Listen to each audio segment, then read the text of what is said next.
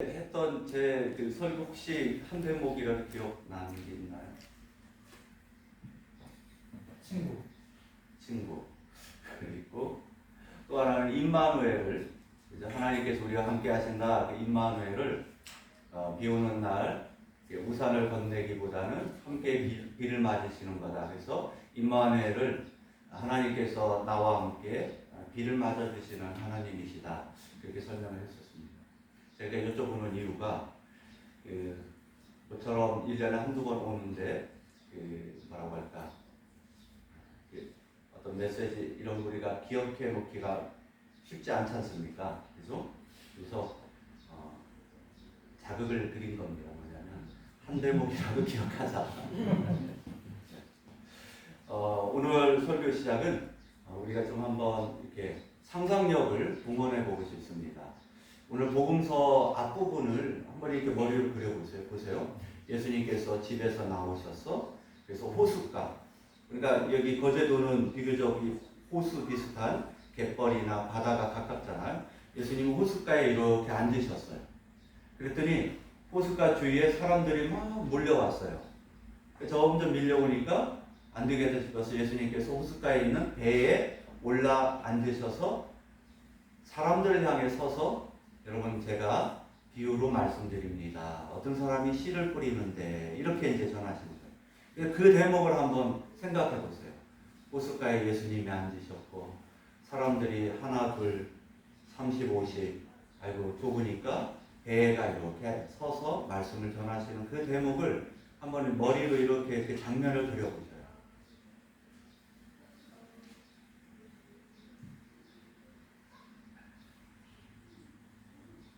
그려지시나요? 저는 어제 신부님께서 거제도에서 가장 멋진 그 숙소 오송농원의 이 숙소를 마련해 주셔가지고 얼마나 좋았는지 모르겠는데, 아침에 어제 저녁도 그랬지만 이 말씀을 이렇게 뻘이 있고 한 장면을 떠올리면서 한번 이렇게 묵상을 해봤습니다.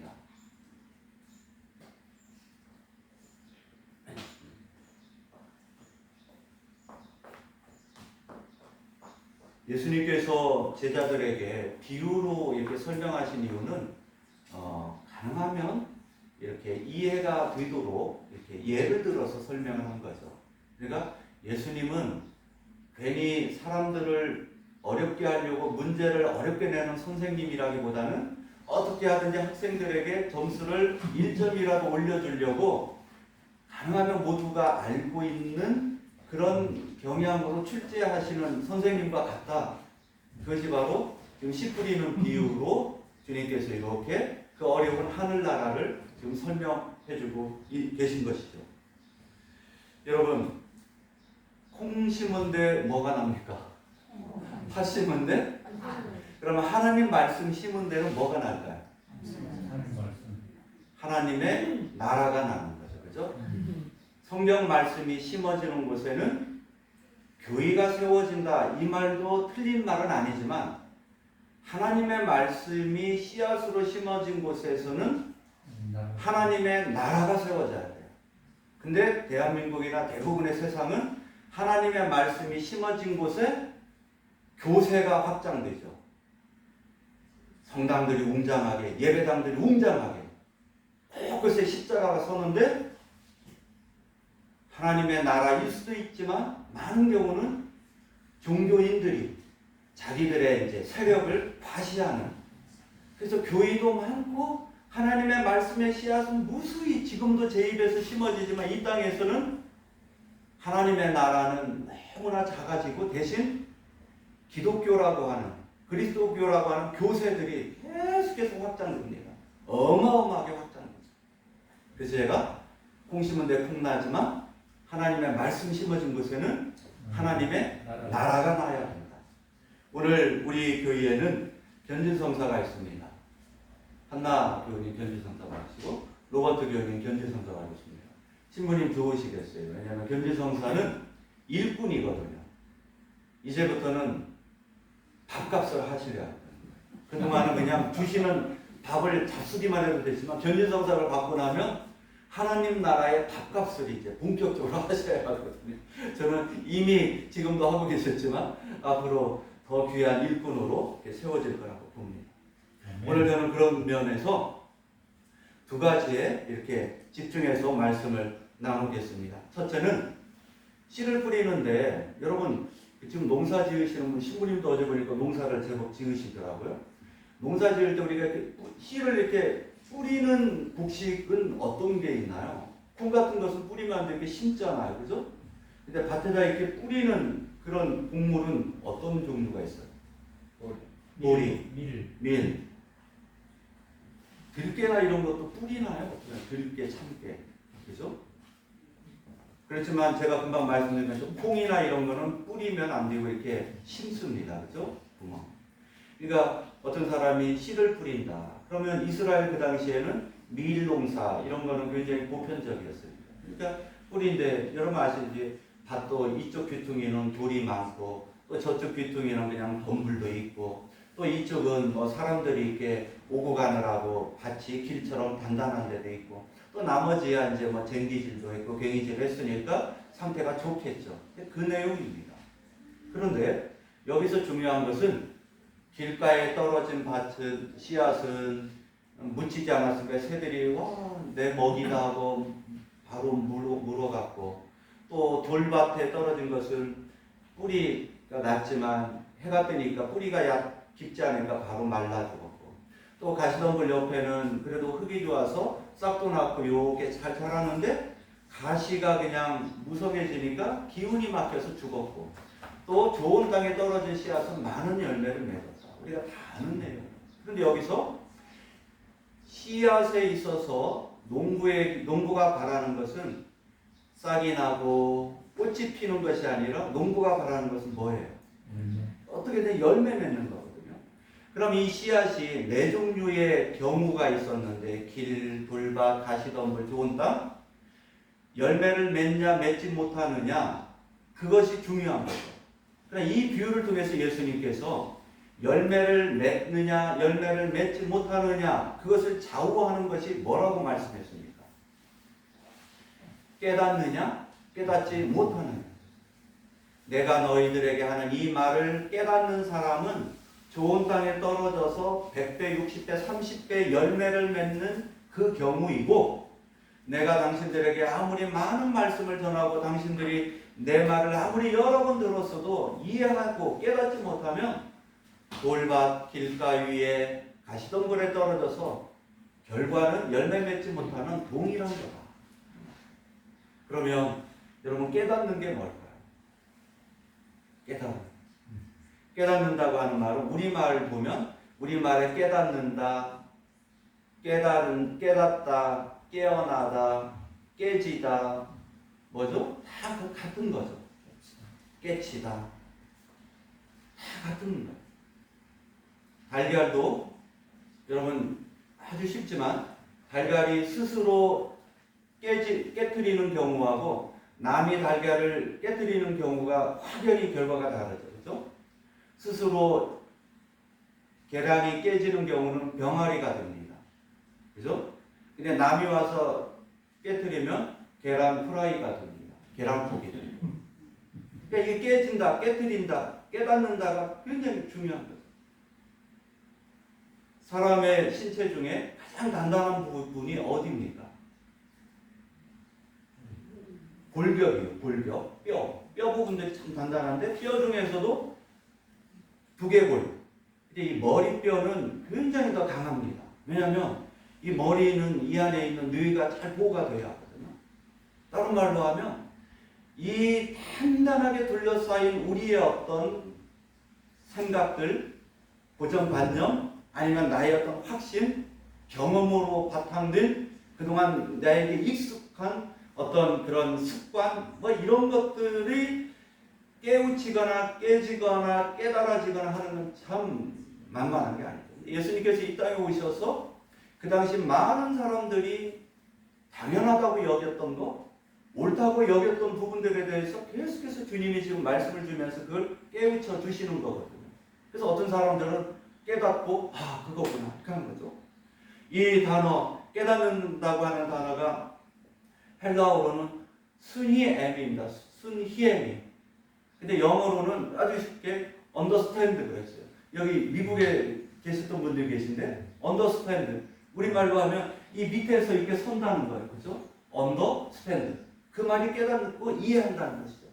제가 제주에 오래 살았었는데 거기에는 아주 유명한, 다음에 제주를 방문하시면 저기 모슬포 대정 방면에 생각하는 정원이라고 있습니다. 거기는 퀄리티가 굉장히 높아서 입장료도 좀 비싸고, 이 중국에 있는 그 수뇌부들이 한국을 방문하면 그 정원을 꼭 방문해요. 왜냐하면 자기네 문화하고도 연관된 게 있거든요. 다름 아니라 분재 전문 공원입니다. 거기 가면 어마어마한 분재들이 있어요. 그러면 내가 개인이 볼 수도 있지만 거기에 가이드가 설명할 기회가 있어서 저는 여러 번 그 가이드 같은 설명을 들었지만 거기에 그럽니다. 분재를 감상하는 방법. 첫 번째, 앉아서 밑에서 위로 본다. 그럼 분재들이 되게 이런 학자들에게 있거든요. 밑에서 이렇게 보면 그 작은 나무지만 그 나무의 가지들이 얼마나 예쁜지 몰라요. 그래서 분재를 제대로 보려면 나를 낮춰서 밑에서 올려다 볼 때에 그 분재의 멋이 있습니다. 깨닫는다는 것은 나를 낮춰서 밑에서 바라볼 때 깨달아진다. 그게 영어에 뭐 언더스탠드. 어쨌든 예수님께서는 깨닫는 자가 열매를 맺는다. 이해하는 자가 열매를 맺는다. 그래서 여러분, 교회에서는 이해하는 게 굉장히 중요합니다. 이해가 안 되는 부분은 성찬제 끝나고도 신부님께 여쭤보고, 아니면 요즘은 스마트폰에, 물론 스마트폰이 너무나 정보가 많아가지고 틀린 정보도 많지만 어떻게든 이해하고 깨우치고 그래야 돼요. 그럼 그 방법이 뭐냐? 그것은 제가 다 설명해 드릴 수 없고 신부님과 함께 했으면 좋겠습니다. 제가 한 가지 이거는 여쭤볼 수 있어요. 교우님들이 그동안 얼마나 많은 말씀을 들었습니까? 얼마나 많은 하느님 나라의 말씀이 여러분들이 마음의 밭에 심어졌습니까? 그럴 때 교우님들이 그래도 그 중에 계속해서 깨닫고 이해하고 계시는 어떤 말씀이 있을 수 있어요. 그런 부분들이 굉장히 중요한 것입니다. 근데 신자들은, 대개 교회들은 하나님 나라의 말씀에 씨앗이 막 움터서 꽃피는 정도를 보고 와 좋다 그래요. 왜냐면 그것도 굉장하거든요. 말씀은 어떤 부분을 우리가 알아차리고 깨달으면 그 영적인 기쁨이 말할 수 없거든요. 그래서 막 좋아합니다. 나누기도 하고. 근데 많은 경우가 그 경우가 꽃피는 경우, 꽃피는 단계까지 가고 다시 그냥 사그라질 때가 너무 많다는 거예요. 하나님의 말씀이 땅에 떨어지는 가장 중요한 목적은 열매를 맺는 것입니다. 그래서 저는 이 교회 안에, 저도 그렇지만 하나님 말씀의 씨앗이 우리 마음밭에서 열매까지 맺어지는 그런 우리가 되기를 간절히 바랍니다. 오늘 로마서의 말씀에 그런 말씀이 있죠. 우리의 육체는 죽어가지만 우리 안에 예수를 죽은 자들 가운데서 살리신 하나님의 성령이 계시다면, 예수를 죽은 자 가운데서 살리신 하나님께서 내 안에 계신 당신의 성령을 시켜 내 죽을 몸도 살려낸다. 저는 오늘 견진 받으신 분이 그렇다고 봅니다. 저는 로마서 8장 11절을 여러분들이 많이 몇백 번이라도 읽고 묵상하고 해서 이해하고 깨닫고 그러신다면 정말 우리의 죽을 몸만 살아나는 것이 아니라 우리의 시들어가는 인생도 살아날 거고 우리의 삶도 훨씬 더 풍부해질 겁니다. 저는 이 말씀 로마서 8장 11절을 어떻게 이해를 했냐면요. 요즘에 수술하면 의사가, 옛날에는 외과 수술 같은 거 할 때 의사가 사람 이 뭐 배를 가르고 또 뭐 메스를 들고 하잖아요. 근데 요즘은 의사가 직접 안 하고 로봇 팔로, 아시죠? 사람 몸 안에 이렇게 기구를 놓고 아주 정밀한 거죠. 의사가 밖에서 내시경 같은 그런 걸 보면서 컴퓨터로 이렇게 해가지고 로봇 팔로 내 안에 중요한 어떤 부분을 수술도 합니다. 이런 거 아시죠? 내 몸에 흉터도 별로 없고, 물론 굉장히 정밀한 수술이어서 그냥 쉽게 받을 수는 없지만, 저는 이 말씀이 꼭 그런 게 의미가 됐어요. 하나님께서 원격 조정을 통해서 나를 살리시는구나. 그럼 성령께서 일하시는 가장 중요한 것이 하나님의 말씀에 씨앗이 있어야 돼요. 그래서 여러분 깨달읍시다. 깨집시다. 깨어납시다. 그리고 밑에서 위로 올려다보는 언더스탠드하는 그런 자세를 가지고 살읍시다. 마지막으로요. 이렇게 해서 하나님의 말씀이 많이 100배, 60배, 30배 수확이 있다면 어떻게 할 건가? 우리 교회의 신자분 중에 이렇게 농사를 짓는 분이 계셔요. 근데 그분이 작년 농사가 예년보다 그 절반 수준이었어요. 수확이 줄었으니까 뭐가 또 줍니까? 수입이 줄죠. 그래서 그게 어떡합니까? 그랬더니 덕분에 올해는 바쁘지 않았어요. 그래서 그렇게 그냥 위안을 삼았어요. 여러분 열매가 100배 이상 나면 그 많은 걸 가지고 뭘 하실 건가? 열매를 맺는 하나님 나라의 말씀에 열매를 맺는 이유는 우리가 그걸 독식하려고 하는 것이 아니라 나누기 위해서 주시는 거죠. 교회의 가장 큰 맹점이 하나님의 말씀의 결실이 있는데 그것이 자기 잔치만 되는 거예요. 자기 집안 잔치만 되는 거라. 그러면 안 되죠. 교회 안에 하나님 말씀의 열매가 많은 것이 동네 잔치가 되어야 하고 나아가서 지역 잔치가 되어야 하고 때로는 인류 잔치가 되어야 하는 거예요. 계속해서 나눠야 되는 거죠. 제가 특별히 하나님 말씀의 열매를 풍성히 맺어서 그 열매를 많은 사람과 나눈 사람이 우리 곁에 누가 계실까 제가 이렇게 말씀을 찾다가 혼자 생각하다가 그분이구나 싶었어요. 그분은 평양에서 1911년인가 태어나셨어요. 내려오셨죠. 부산에서 평생 사셨고 1995년 12월에 돌아가셨어요. 그분을 기리는 그런 기념관이나 이런 것이 제가 사는 영주동 또 밑에 수정동 여기도 여러 가지 있습니다. 또 이분이 세운 어마어마한 병원이 송도에 있습니다. 보신대학교 보건병원. 그 병원을 세운 맨 처음 세운 분이 장기려 박사이죠. 그분은 평양에서 태어난 아주 신실한 크리스찬이에요. 근데 그분 이야기를 제가 들려주겠습니다. 교우님도 우리나라 국가가 저는 여러 가지 부족함도 있지만 많은 그런 어떤 좋은 시책들이 있어요. 국책, 정책들이.